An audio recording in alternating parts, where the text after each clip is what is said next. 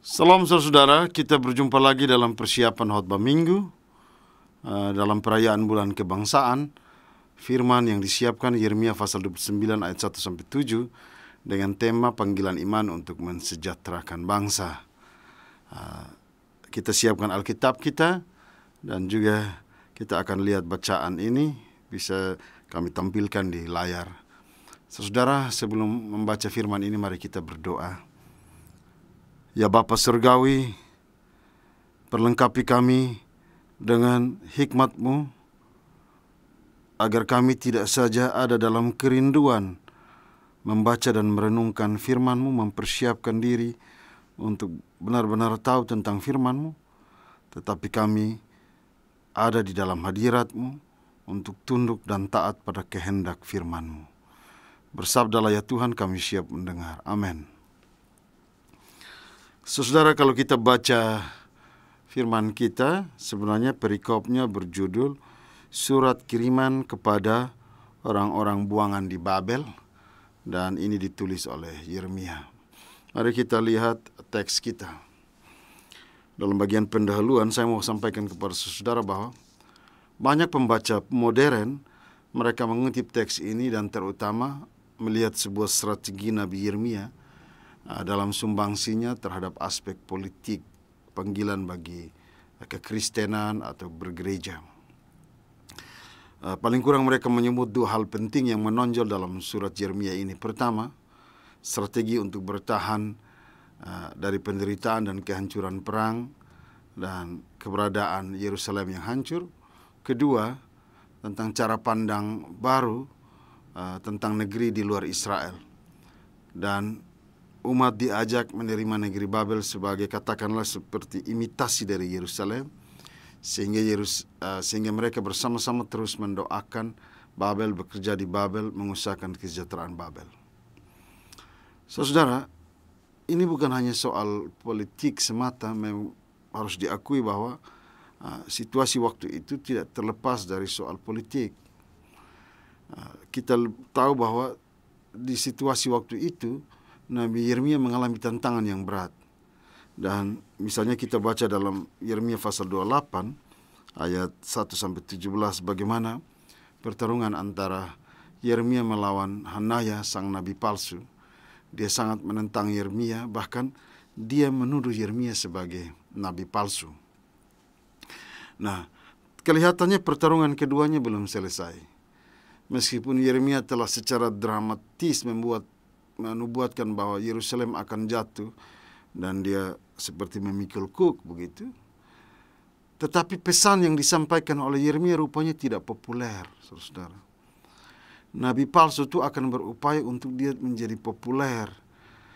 Pesan nabi palsu itu selalu berupaya untuk mengalihkan persoalan-persoalan kebenaran. Nah, nabi palsu khususnya Hanaya, dia telah mendatangkan satu janji, satu pembuktian tentang Tuhan yang memalukan. Dia menenangkan telinga orang Israel dengan menawarkan harapan bahwa mereka memang akan ditawan tapi hanya 2 tahun. Itu kita baca dalam Yeremia 28 ayat 3. Nah, bahkan di Yeremia 27 ayat 16 bagian B, dia dengan tegas bilang sebentar lagi barang-barang dari rumah Tuhan akan dibawa kembali dari Babel.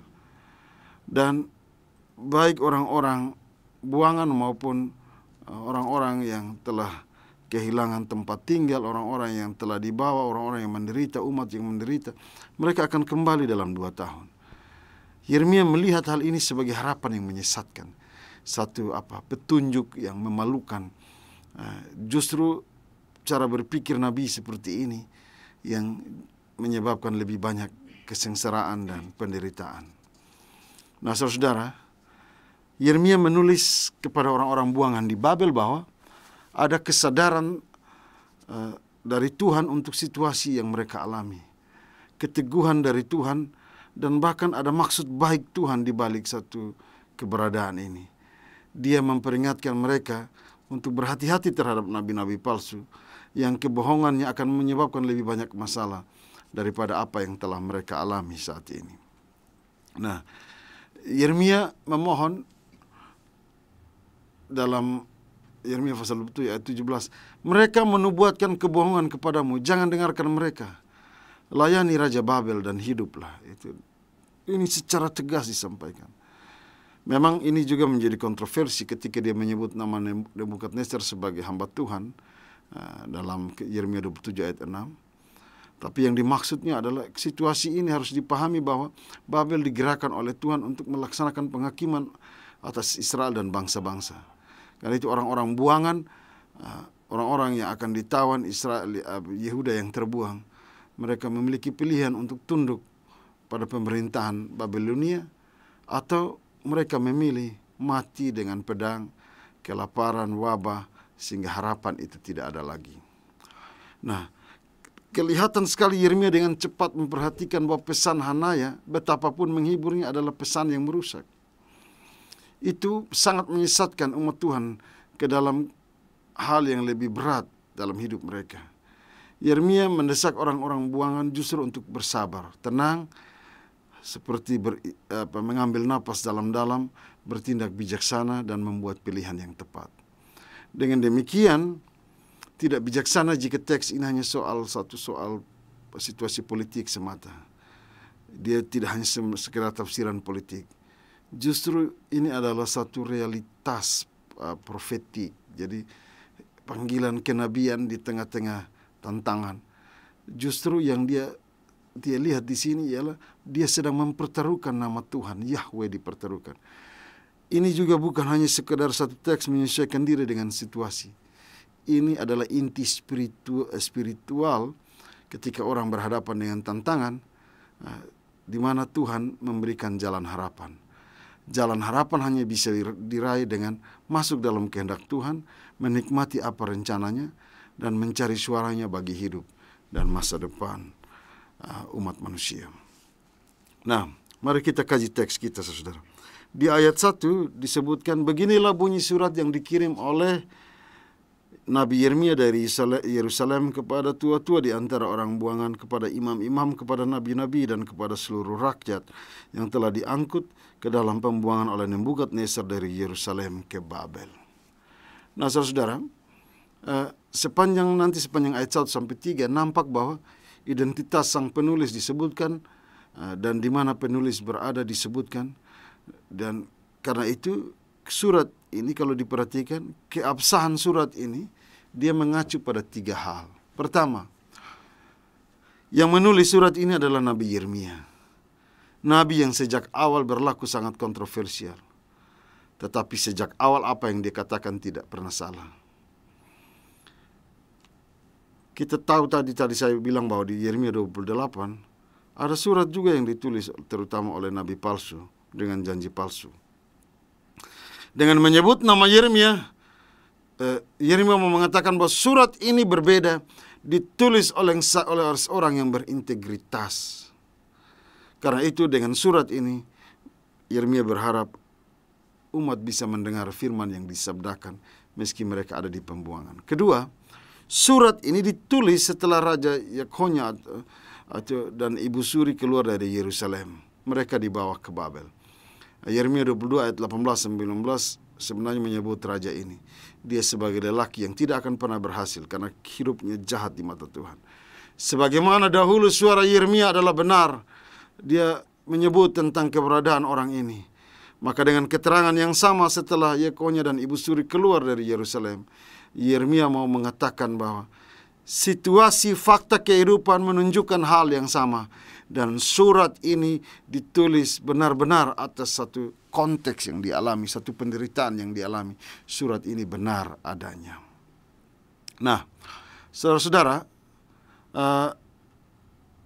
kalau kita perhatikan lagi di dalam bagian surat ini, di bagian ketiga, surat ini dititipkan oleh Sedekia.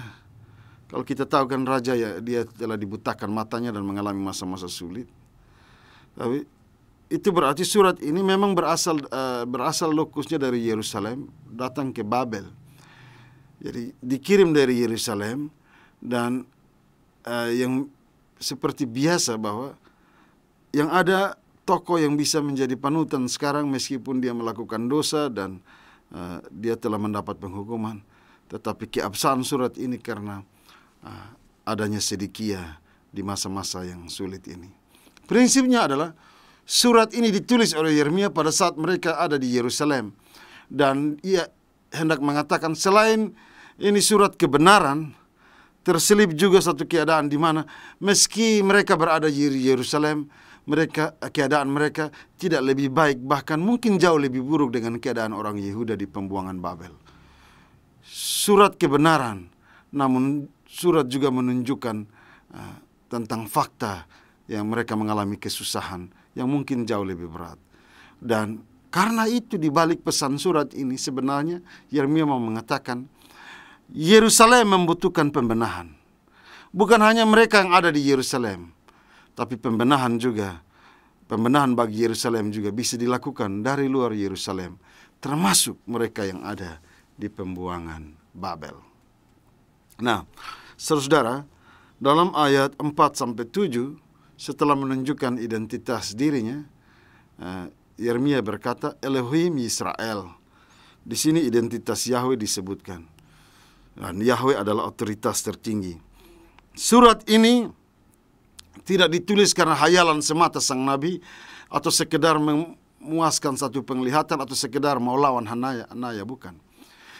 Yeremia mengatakan bahwa perkataan ini datang dari Tuhan sendiri. Inilah suara nabi yang menggambarkan betapa otentiknya Yahweh. Teolog bernama Thompson mengatakan dia bilang bahwa dalam surat ini menariknya ada kurang lebih ada 11 kata kerja dalam bentuk imperatif, yaitu semua kata kerja itu menuntut penerima surat untuk mengambil tindakan. Hal ini kita bisa lihat dalam ayat 5-6 bahwa ada 5 contoh di mana kata kerja berfungsi sebagai pasangan kata, dan disebutkan di situ membangun rumah dan menetap, menanam kebun dan makan hasilnya, ambillah istri dan milikilah putra-putri, ambillah istri untuk anakmu laki-laki dan nikahkan anak perempuanmu. Mereka harus melahirkan anak laki-laki dan perempuan dengan berlipat ganda. Kira-kira begitu. Nah, dalam perintah ini jelas memerlukan tindakan yang berguna bagi kehidupan mereka saat itu dan mempersiapkan generasi sampai masa pembebasan. Inilah hebatnya teks ini. Di masa yang sulit, Tuhan tidak hanya mengajari mereka memikirkan tentang keselamatan mereka sendiri, tetapi juga memikirkan orang lain dan memikirkan generasi masa depan. Dalam ayat 7, kejutan itu datang. Usahakan kesejahteraan kota Babel, berdoalah untuk kota Babel karena kesejahteraan kota adalah kesejahteraanmu juga. Kesejahteraan di Babel akan berdampak pada kesejahteraan orang Yehuda. Selain berpikir tentang masa depan generasi Israel, Yahweh mengingatkan tentang sikap mengasihi orang Babel dengan tulus. Saudara, adakah ini sesuatu yang tidak logis? Begini saudara, apakah mendoakan kebaikan orang yang berlaku jahat terhadap kita adalah sesuatu yang tidak logis? Apakah mendoakan kebaikan kota meski misalnya di kota itu dipimpin oleh pemimpin yang jahat, serakah, atau pemimpin yang tidak benar, apakah mendoakan itu sebuah penyesatan? Kekristenan memang berbeda dengan dunia. Namun bukan berarti kekristenan harus membuang dan membenci dunia. Justru panggilan bagi orang-orang percaya adalah berjuang agar dunia mengenal dan menerima Kristus, agar dunia ini diselamatkan. Suara sang nabi agar umat Yehuda di pembuangan pertama-tama menyiratkan bahwa mereka harus melatih kesabaran mereka sampai saatnya tiba bahwa janji kepulangan mereka ke tanah air akan segera terpenuhi, memang dalam proses waktu yang lama.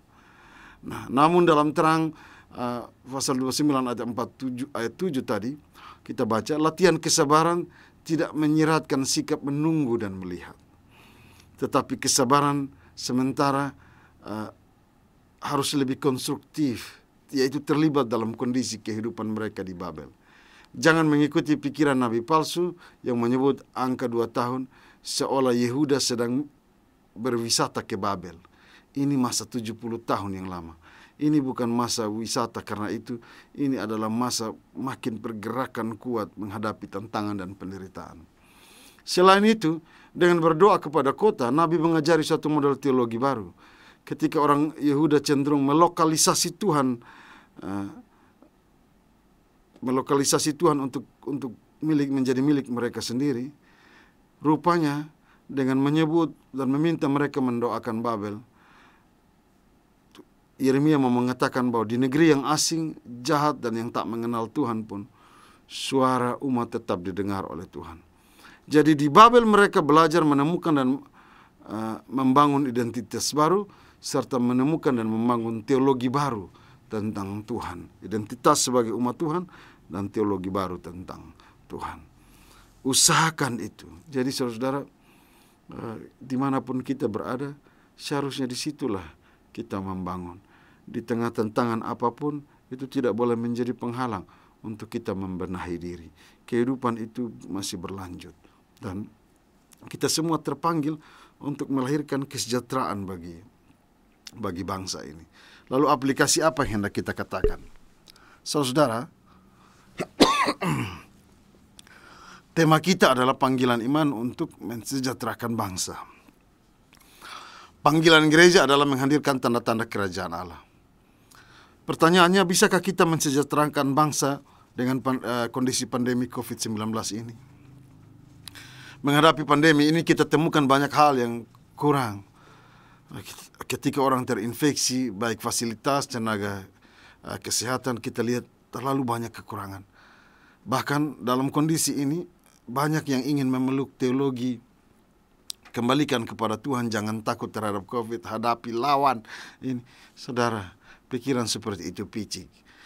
Justru dengan orang berpikir seperti itu, malah tidak pakai masker, tidak jaga diri dari kesehatan, itu justru mencelakakan diri dan orang lain. Ada hal penting yang harus kita ingat. Memang tantangan ini berat. COVID juga memerlukan aksi nyata sebagai sumbangsi bagi bangsa. Kita mesti melakukan sesuatu. Ujian terbesar kita saat ini adalah, masihkah kita mau berbagi atau kita kita ini suka begini. Kita suka menyalahkan orang lain. Ini tanggung jawab inilah, tanggung jawab itulah. Sebenarnya ini mesti kita lakukan bersama kalau kita berpikir sebagai anak bangsa. Ujian terbesar bagi kita ini adalah, masihkah kita dalam kondisi yang susah mau menolong orang? Masihkah kita yang berkekurangan saat ini, kita dengan keberadaan yang terbatas, masihkah kita mau memberi persembahan seperti janda miskin yang berkekurangan itu? Masihkah kita memberi dari kekurangan kita? Ini ujian besar bagi kita, saudara. Sebagaimana Yeremia mendesak umatnya untuk bersiap menghadapi masa-masa sulit dan melakukan sesuatu di Babel, maka kita pun harus sama-sama melakukan sesuatu bagi bangsa dalam kondisi saat ini. Memang seruan kebenaran itu tidak menyenangkan. Apa yang benar itu memang tidak menyenangkan, selalu menyakitkan. Kata berkorban saja itu menyakitkan. Memberi dari kekurangan saja itu menyakitkan. Namun kita belajar bahwa Yeremia memang sering menyatakan apa yang tidak menyenangkan. Namun dari yang tidak menyenangkan itulah suara Tuhan, pesan Tuhan sampai kepada kita. Nah, saat ini harus menjadi momen untuk koreksi diri, memungkinkan orang untuk saya dan saudara, kita semua orang untuk mencari dan menemukan Tuhan. Tuhan memberi kita waktu yang panjang untuk merenung di rumah, dan dari rumah pula kita terpanggil melakukan sesuatu yang baik bagi sesama. Usahakan kesejahteraan kota, karena di mana engkau berada, di kota itu diberkati, engkau pula diberkati. Kota itu sejahtera, engkau pun sejahtera. Mari kita terpanggil mengusahakan kesejahteraan di mana saja kita berada. Tuhan memberkati kita. Mari kita berdoa. Terima kasih Tuhan untuk kasih setiamu yang menuntun kami dalam mengkaji kebenaran firman-Mu. Kami memohon Roh Kudus melengkapi dan tuntun kami, agar kami menemukan kehendak firman-Mu, bukan saja tentang apa yang kami baca, tetapi firman yang nyata dalam Yesus, dan juga mampu kami nyatakan dalam kehidupan setiap hari. Biarlah firman sejati Tuhan Yesus menolong kami, sehingga kami juga mempraktikkan firman kebenaran dalam hidup kami sampai selama-lamanya. Amin.